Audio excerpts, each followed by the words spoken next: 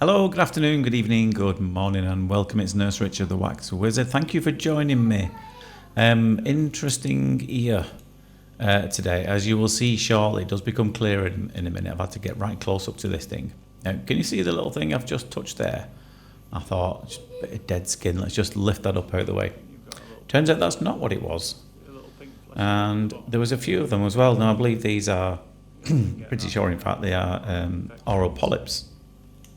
And what is odd about this one is there's a few of them. There's a little collection of them.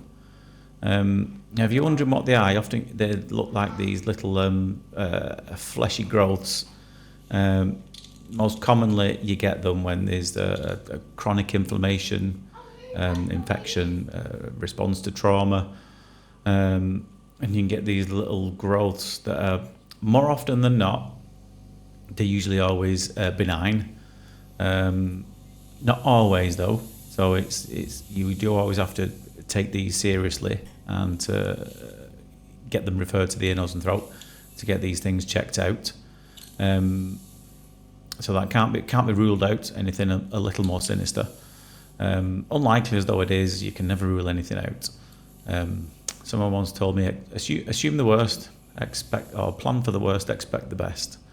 But hopefully they're just little benign polyps, which it's very likely because you could see on the outer part of the ear there was a bit of flakiness. It's very small and swollen, this ear. There isn't any discharge to speak of, which you would ordinarily expect if it's been caused by an infection. I suspect it's more like a chronic inflammation that's probably caused these. But it does make it extremely difficult. Because you'll see where the little V is there that I'm trying to work in, where those polyps are ordinarily where I would be putting the endoscope. Now obviously I can't do that. So I've got a very tiny gap to put the endoscope in so I can see what I'm doing. You can see them a bit clearer now, can't you? There's 1, 2, 3, 4, 5 possibly. And I'm having to sit this in that little V that you just saw there in order to get a good look at this so we can get it out. Then obviously when I introduce the suction, I've got to bring the endoscope a bit further back to make room for it, but makes it really difficult. And there's a point in this procedure as well where I just couldn't fit this thing out past these polyps, so I had to get the young man to do it. It was a relatively young man. I want to say he's probably in his 30s, something like that. I had a problem with his ears for a good while, like a sensation of fullness, occasional pain, and I had to get him to like pinch his ear and pull it open, so you'll see it coming at it from a slightly different angle. But you'll see just how difficult it was because I couldn't fit this thing past it, so I had to like break it down into smaller pieces and pull them out over the top of those polyps. But yeah, it was tricky, to say the least, as was his other ear, which was just as full as this one, but not as much in the way of that one. And obviously it was also difficult because the last thing you want to do is catch one of those. You don't want to catch it with the suction probe, which I'm very close to them there, and you also don't want to poke the endoscope in, because that's this thing here. You just see that. Now you don't want to poke that in one of those polyps. Patient wouldn't thank you for it. It would be quite uncomfortable and unpleasant. And you can see I'm having to stretch this ear open as well because it's not the biggest, unfortunately. So it's a bit of a perfect storm, this ear.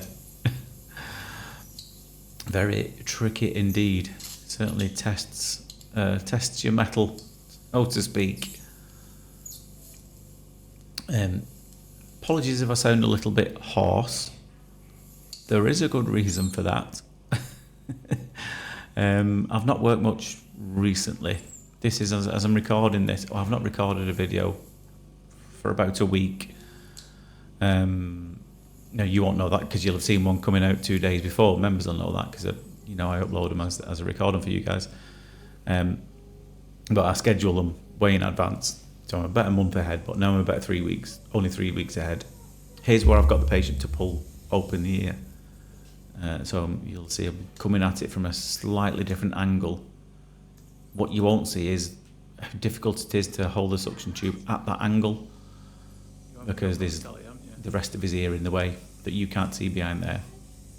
Anyway, yes, I've not recorded another video because I'm recording this just in the middle of the Easter holidays, so I'm only working for a couple of days this week, and same next week because it's the Easter holidays. I've had a bit of time off with the kids, but also last weekend I was away for a little weekend away myself with the veterans rugby team that I play for, which I might have mentioned that in a previous video. We went to Belfast, which I'd never been to. I'd been to the Southern Ireland. I'd never been to Northern Ireland before. What an amazing place! What absolutely wonderful people. Salt of the earth, like a joke, like a bit of the crack, so to speak. Like a Guinness or two as well, I discovered. So the reason why I might be a little hoarse today is because partly Guinness, partly a lot of singing. Just irritation and inflammation. And I can't tell you too much about it because there is an old saying, what goes on tour stays on tour. So I can't tell you much. What can I tell you about what we got up to? They didn't mention it. Trying to think the internal. I've got some like two people on my shoulder at the moment. One said, "Yeah, go on, tell them, go on, tell them." The other one said, "No, don't tell them that." What was a funny thing that happened, but happened to a lot of the lads actually that weekend, is I got thrown out of a pub by the bouncers. There is a but here, a very big but. And the big but is, don't worry, I'm not a complete drunken hoodlum, whatever you want to call them. I think it was mistaken identity because there was a big group of us, about 10 of us, I think, going to get into this pub, and there's doorman bouncers in nearly everyone in the city centre. They're all quite keen as well. I'll tell you that for nothing. You can't even look like you're a bit wobbly, and they'll get you out. Anyway, I wasn't, because we'd only just got out. But there was one lad who was a bit worse for wear, and he had a similar hairstyle to me, wore glasses like me. I suppose we look a bit alike from a distance. And he was in this group that we tried to get in to this pub, because there was a sound we could hear outside. There was a really good singer, so we came outside. So we could hear him from outside. So he sounds like he's good. Let's go in there and have a bit of a jig, bit of a dance, because they were playing some Irish music. And the guys on the door said, "Yeah, you lot can come in," but said, "But not him," pointing to this other guy who looked a bit like me. He said, "He's wasted that one. We're not letting him in." So a few of the lads took him somewhere else, and the rest of us said, "Yeah, we okay to come in?" He said, "Yeah, come in." So we came in, and about 2 minutes later, I get this tap on the shoulder. I say, "Oi," and I look round, and then this guy who must have been about 7 foot tall. He was looking down on me, and with his finger above my head like this, saying, and then he was looking behind him, saying, "Is it this one? Is it this one?" I turned around, "What are you on about?" And then even the second that I turned around and said, "What are you on about?" felt my collar like this, and yanked me off. I'm like, "What are you doing?" He said, "We told you, you're not coming in." I said, "That wasn't me." I said, "That was somebody else who looked a bit like me. He's gone somewhere else." He said, No, it's definitely you." I'm like, "No, it's not." I said, "I'm getting a bit annoyed now." And then another 2 of them came over, grabbed me by the other collar, lifted me up, threw me outside. I said, "You've made a mistake here, lads." I didn't quite put it like that. But yeah, in case of mistaken identity. First time I've ever been thrown out of anywhere as well, I have to say. But yeah, I wasn't best pleased. Didn't go in there again for the rest of the weekend. A bit keen they were, let's just say. It's act first and ask questions later. I mean, I wouldn't have minded if he'd just tapped me on the shoulder and said, "We told you couldn't come in." And I would have said, No, that wasn't me. It was this other guy here. I'll ring him up and get him to come outside, and you can see it was him, it wasn't me.